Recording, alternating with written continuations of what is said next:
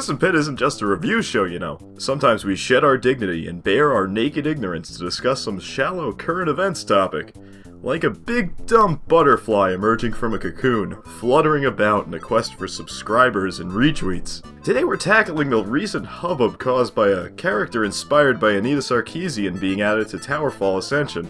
So some brief background info on TowerFall is that it's a dope-ass versus game about shooting arrows and catching arrows. The Pissant Pit crew has had a lot of fun playing this game, and a few months back it was in our regular rotation when we got together to play games. In fact, the game received a fairly unanimous amount of praise that even your pals at Pissant Pit will agree with. I haven't heard anyone report on TowerFall since then, and I was completely unaware of any plans for an expansion.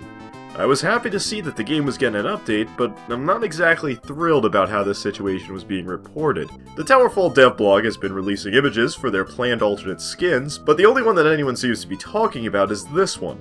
An alternate skin for the Blue Archer that was described by the devs as being inspired by Anita Sarkeesian.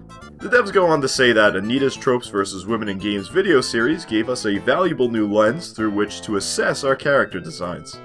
Yeah, take this as ample proof that anything involving Anita is instantly deemed worth reporting on, because this is the most press TowerFall has received since launch. The game's journalists writing about this hardly even mentioned that this is part of a huge content update at least 6 months in the making, complete with another 9 new characters, multiple new items and arrow types, and brand new levels. But it's all about Anita. Nobody who's writing about this really has any genuine interest in TowerFall, and hell, to be honest, they probably don't even really care about Anita. Right away, we've completely discarded relevant information about a game I care about, information that I'd like to see reported on, to just shove Anita's name in the title of another article. Oh, and to make this even less significant is the fact that the skin doesn't even look like Anita, unless Anita is just the hoop earrings and the flannel clothing. Not that the in-game sprites in TowerFall could resemble Anita even if they tried.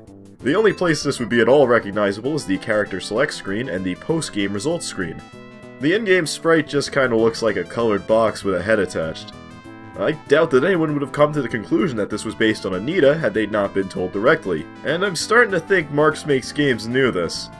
This skin is also conceptually the weakest out of all the ones that have been revealed so far.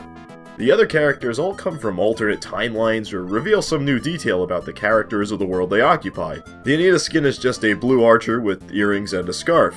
Just a woman for people to gawk at, who will only be judged by how she looks. Huh. Hey, do you know what Anita would have to say about something like this? Oh.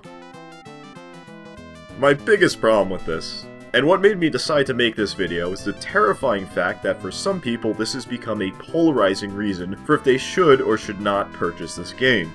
People seem to be very concerned with the role of press in gaming, but they don't really seem to realize that they aren't exactly above their influence. If the inclusion of this skin at all swayed your decision to buy this game, then you are the most problematic person here. Nobody would have wrote anything about this skin if they weren't banking on using people like you to make these innumerable articles go viral. And the devs wouldn't have created this skin if they weren't counting on it producing those articles. If you want irrelevant politics and preferences to not matter in gaming, it's definitely not going to happen if you're walking talking proof that they can influence a person's decision to buy a game. This skin should be no more significant than any other palette swap in video gaming. Treat it as a reference, not a manifesto. What I want to impart on you, especially if you've been involved in, I don't know, movements concerning journalistic ethics, is that this all starts with you. If you want to stop seeing articles like this, you need to stop literally getting worked up at the mere sight of Anita. So maybe just second guess that tweet, comment, or YouTube video that you're making about her. Oh, wait a second. I'm making a YouTube video about this shit. Oh, fuck, cut the video, cut it, shut